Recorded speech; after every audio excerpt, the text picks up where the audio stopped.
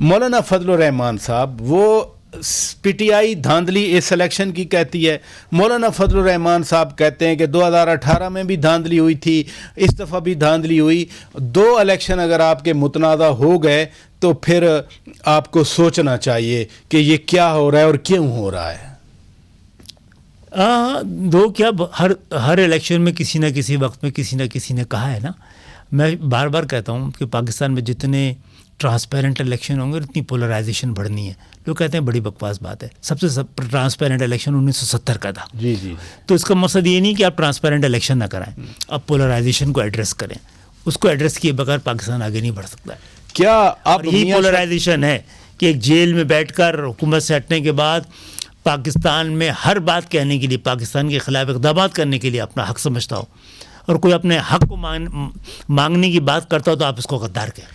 تو کیا میاں شہباز شریف کی اس حکومت کو پھر مولانا فضل الرحمان صاحب کی طرف سے بھی مزاحمت کا سامنا کرنا پڑے گا؟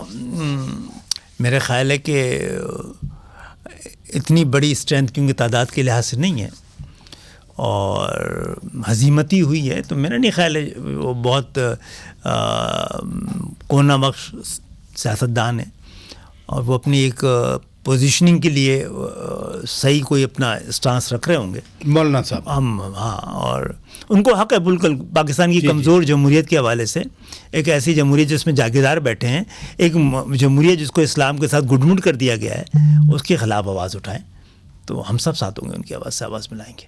نہیں، میں جو جاننا چاہ رہا ہوں، آپ کے ساتھ بھی مولانا صاحب کے اچھے مراسم ہیں اور ہونے چاہیے، بڑی اچھی بات ہے. میں کوئی منفیت کا پہلو نہیں بڑے اہم لیڈر ہیں، اہم لیڈر ہیں، سیاست کو سمجھتے ہیں.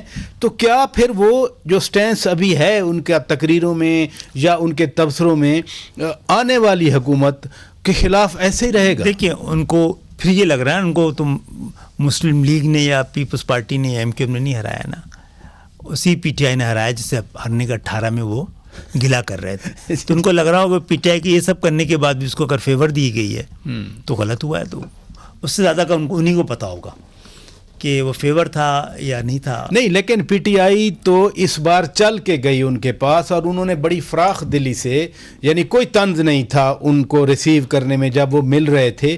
تو پی ٹی آئی نے تو پہل کر دی مولانا صاحب کے لیے نا. تو پہلی کیوں نہیں کی تھی؟ اگر ان کے پاس جو الزامات وہ مولانا صاحب پہ لگاتے تھے، کیا یہ جیل میں جانے کے بعد ختم ہوں گے؟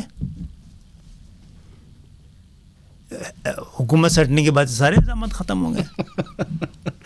تو اچھی بات تو ہے ویسے، اگر ایک دوسرے کے بارے میں جو نامناسب الفاظ ہیں نہ استعمال کیے جائیں. نہیں، اس کو تو ویلکم کرنا چاہیے. الفاظ تو استعمال ہی نہیں کرنے چاہیے. جی ایگزیکٹلی، کسی کا حق نہیں ہے ایسے ہی. لیکن آپ کہتے ہیں نا کسی کو چور، ہاں، تو آپ مین کرنا چاہیے نا کوئی کہ چور ہے.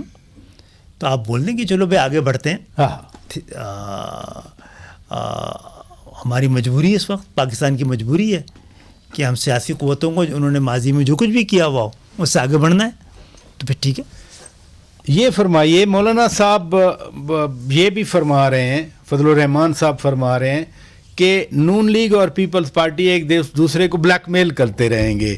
کیا ایسے ہی اگلے 5 سال چلیں؟ نہیں، بلیک میل کرنے کی پوزیشن میں نون تو رہ نہیں گئی کیونکہ اس نے حکومت سنبھال لی ہے. اچھا، تو دیکھتے ہیں کون کس کو کرتا ہے. ماہر جو ہیں کرنے کے، ان کے بعد بڑا سارے آئینی عہدے ہوں گے اور حکومت کی تمام مشکلات کا بوجھ نون کے اوپر ہوگا. اس کی تمام ناکامی کا الزام وہ اٹھائیں گے. تو اللہ خیر کرے. پھر اگلے 5 سال حکومت چلتی نظر آتی ہے یا دعاؤں پہ ہے؟ اللہ کرے یقین بھی آ جائے. امید ہے. اچھا، یقین کا انتظار ہے. نہیں، ایک یہ بھی کامنٹ آتا ہے کہ جی میاں شہباز شریف صاحب چونکہ امینیبل ہیں، وہ دوستانہ رویہ رکھتے ہیں سب کے لیے، سب کو ساتھ دیتے ہیں، بڑا رسپیکٹ دیتے ہیں، بڑے غور سے سنتے ہیں. اور مجھے تو تھوڑے سے ایسا نہ ہو کہ دباؤ میں ہوں اس وقت. پیپلز پارٹی ان کی بہرحال چوائس نہیں ہو سکتی تھی پہلی، لیکن نمبر سب کچھ کرنے پہ مجبور کر دیتے ہیں. تو لیٹس سی.